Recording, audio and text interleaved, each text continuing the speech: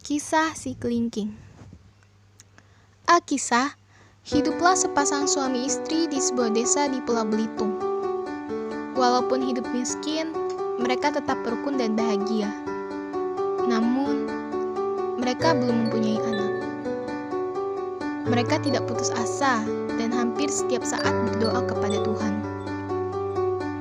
Ya Tuhan, karuniakanlah kepada kami seorang anak walaupun sebesar kelingking. Itulah doa yang selalu mereka panjatkan. Tidak berapa lama, sang istri pun mengandung. Beberapa bulan kemudian, sang istri melahirkan. Alangkah terkejutnya mereka ketika melihat bayinya hanya sebesar kelingking. Oleh karena itu, mereka memberinya nama si kelingking. Pada awalnya mereka sulit menerimanya. Walaupun badannya sangat kecil, tetapi si kelingking mampu menghabiskan makanan yang banyak. Kesabaran mereka seperti sirna menghadapi si kelingking yang sangat rakus.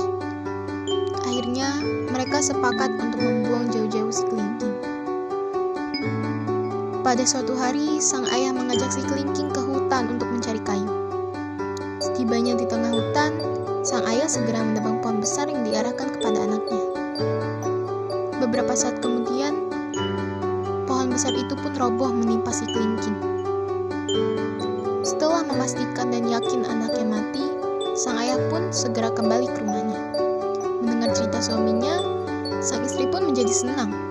Mereka lupa bahwa membunuh anak sendiri adalah perbuatan tercela. "Bang, mulai hari ini hidup kita akan tenang," kata sang istri kepada suaminya. Baru saja kata-kata itu terlontar dari mulut istrinya, tiba-tiba terdengar suara teriakan dari luar rumah. "Ayah! Ayah! Diletakkan di mana kayu ini?" Suara keras itu terdengar dari luar rumah. Istrinya pun bertanya, "Bang, bukankah anak itu sudah mati?" Tanya istrinya heran. "Ayo kita lihat," seru sang suami penasaran. Mereka sangat terkejut melihat si kelingking sedang memikul sebuah pohon besar di pundaknya. Setelah meletakkan kayu besar itu, si kelingking langsung mencari makanan di rumahnya. Karena merasa kelaparan, ia pun menghabiskan sebakul nasi.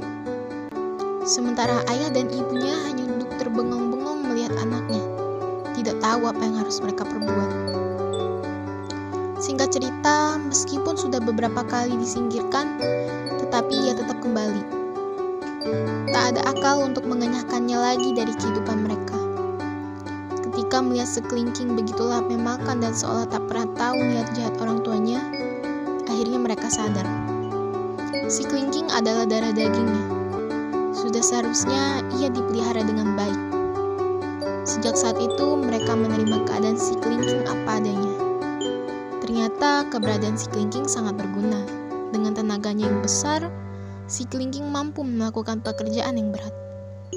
Pada akhirnya, kehidupan mereka menjadi lebih baik. Si kelingking menjadi sumber tambahan penghasilan keluarganya.